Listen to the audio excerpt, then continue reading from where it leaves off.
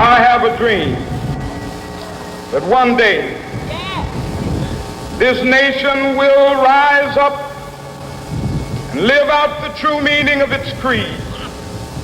We hold these truths to be self-evident, that all men are created equal.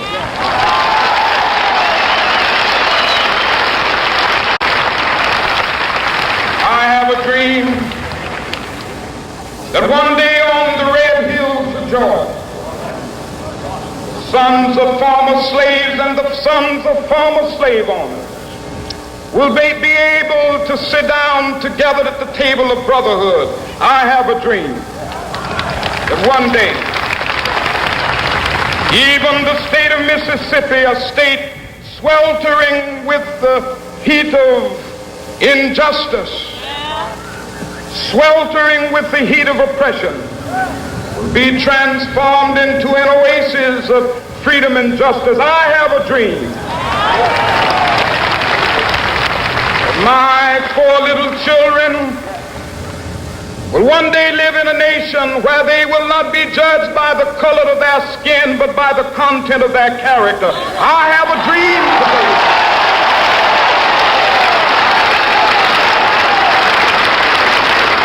I have a dream that one day, down in Alabama, with its vicious racists, with its governor having his lips dripping with the words of interposition and nullification, one day right there in Alabama, little black boys and black girls will be able to join hands with little white boys and white girls as sisters and brothers. I have a dream today.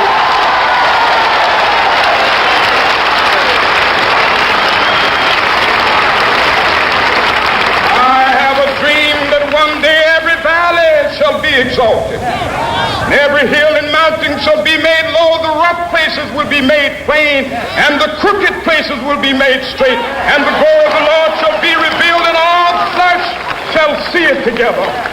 This is our hope. This is the faith that I go back to the South with. With this faith, we will be able to hew out of the mountain of despair a stone of hope. With this faith, we will be able to transform the jangling discords of our nation into a beautiful symphony of brotherhood. With this faith, we will be able to work together, to pray together, to struggle together, to go to jail together, to stand up for freedom together, knowing that we will be free one day. Where will all of these demonstrations end? And who dares to say that our people are not justified by demonstrating their resentment over the injustice and mistreatment that our people have suffered these 400 years at the hands of this cruel, inhuman American white man? We have nothing to lose but our chains. We have nothing to lose but the hell we experience every day living here in these rat-filled slums. America is faced with her gravest crisis since the Civil War. Wherever we look today, whether it's south, north, east, or west, we see increasing race tension. We see the increase of racial animosity, racial hostility, and outright racial hatred. We see masses of black people who have lost all confidence in the false promises of hypocritical white politicians. We see masses of black people who are thoroughly fed up.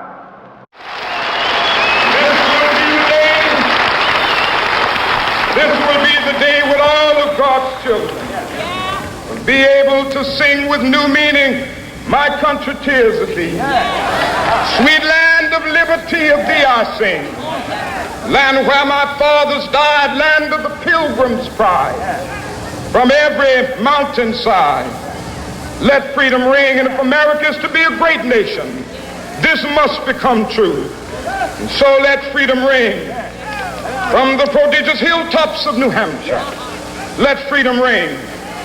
From the mighty mountains of New York Let freedom ring from the heightening Alleghenies of Pennsylvania. Let freedom ring from the snow-capped Rockies of Colorado. Let freedom ring from the curvaceous slopes of California.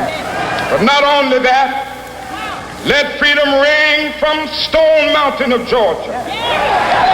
Let freedom ring from Lookout Mountain of Tennessee. Let freedom ring from every hill and molehill of Mississippi, from every mountainside. Let freedom ring in Whitley Capitol. When we allow freedom ring, when we let it ring from every village and every hamlet, from every state and every city, we will be able to speed up that day when all of God's children, black men and white men, Jews and Gentiles, Protestants and Catholics, will be able to join hands and sing in the words of the old Negro spiritual, free at last,